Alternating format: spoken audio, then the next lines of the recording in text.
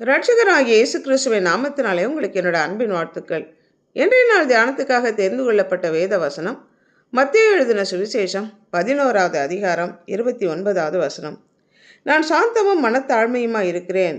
என் நுகத்தை உங்கள் மேல் ஏற்றுக்கொண்டு என்னிடத்தில் கற்றுக்கொள்ளுங்கள். அப்பொழுது உங்கள் ஆத்துமாக்களுக்கு இளைப்பாறுதல் கிடைக்கும் என்று ஆண்டவராகிய இயேசு கிறிஸ்து சொல்லி, என் நுகம் மெதுவாயும் என் சுமை லகுவாயும் இருக்கிறது என்றார். யாருக்கு இந்த வார்த்தைகளை எல்லாம் ஆண்டவர் சொல்லுகிறார் என்றால், வருத்தப்பட்டு பாரம் சுமக்கிற மக்கள் ஆண்டவரிடத்தில் வரும்போது அவர் அவர்களுக்கு இளைப்பாறுதல் தருவதாக வாக்களிக்கிறார். நம் எல்லோருக்கும் சரீரம் களைப்படைவது மாத்திரமல்ல, நம்முடைய ஆவியிலே சோர்ந்து போய் ஆத்மாவிலே பலன் குறைந்து சோர்வடைந்து களைப்பு மிகுந்து காணப்படுகிறோம். பாவ பாரத்தினாலும் உலக கவலைகளினாலும் சரீர சோர்வுகளினாலும் நாம் தளர்ந்து போய் காணப்படுகிறோம். அப்படிப்பட்ட மக்களை தான் ஆண்டவராகிய இயேசு கிறிஸ்து என்னிடத்தில் வாருங்கள், நான் உங்களுக்கு இளைப்பாறுதல் தருவேன் என்கிறார். அவர் நம்மை விசாரிக்கிறவரானபடினால் நம்முடைய கவலைகளை எல்லாம் அவர் மேல் வைத்து விடலாம். கர்த்தர் மேல் உன் பாரத்தை வைத்துவிடு, அவர் உன்னை ஆதரிப்பார். நீதிமானை ஒருபோதும் தள்ளாட ஓட்டார் என்ற வசனத்தில் சொல்லப்பட்டபடியாக நம்முடைய பாவ பாரங்கள், சாபங்கள், வியாதிகள் அத்தனையும் சிலுவையிலே கர்த்தர் சுமந்து தீர்த்தார். தேவனிடத்தில் நம்முடைய பாரங்களை வைத்து அவரை நம்முடைய இருதயத்தில் ஏற்றுக்கொள்ளும் போது நமக்கு இளைப்பாறுதலை கொடுத்து அவருடைய நுகத்தை நாம் பெற்றுக்கொள்ள கிருபை கொடுக்கிறார். அவருடைய நுகம் என்பது என்ன? அன்புதான் அவருடைய நுகம்.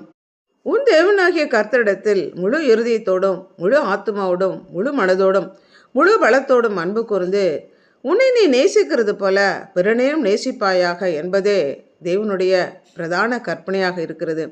நமக்காக ஜீவனை தந்து நம்மை மீட்டு கொண்ட தேவாதி தேவனை நாம் நேசித்து அவருடைய கட்டளைகளுக்கும் கற்பனைகளுக்கும் கீழ்ப்படிந்து நடக்கும்போது, அவருடைய நுகத்தை நாம் ஏற்றுக்கொள்ளும் போது நமக்கு கர்த்தர் சமாதானத்தையும் இளைப்பாறுதலையும் கட்டளையிடுகிறார்.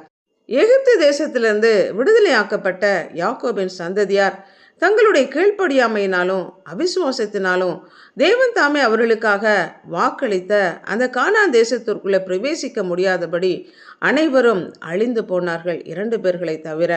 கர்த்தர் கொடுத்த அந்த இளைப்பாறுதலுக்குள் அவர்களால் பிரவேசிக்க முடியவில்லை.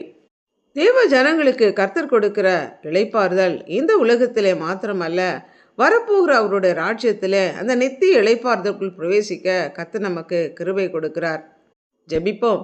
அன்புள்ள ஆண்டவரே, எங்களை படைத்தவரே, எங்களுக்காக ஜீவனை கொடுத்து எங்களை மீட்டு கொண்டவரே, நீர் எங்களுக்கு கொடுக்கிற அந்த நித்திய இளைப்பாறுதலுக்குள் பிரவேசிக்க எங்களுடைய பாரங்களை எல்லாம் உண்மையில வைத்துவிட்டு உம்முடைய நுகத்தை நாங்கள் ஏற்றுக்கொள்ளத்தக்கதான கிருபை தாங்க.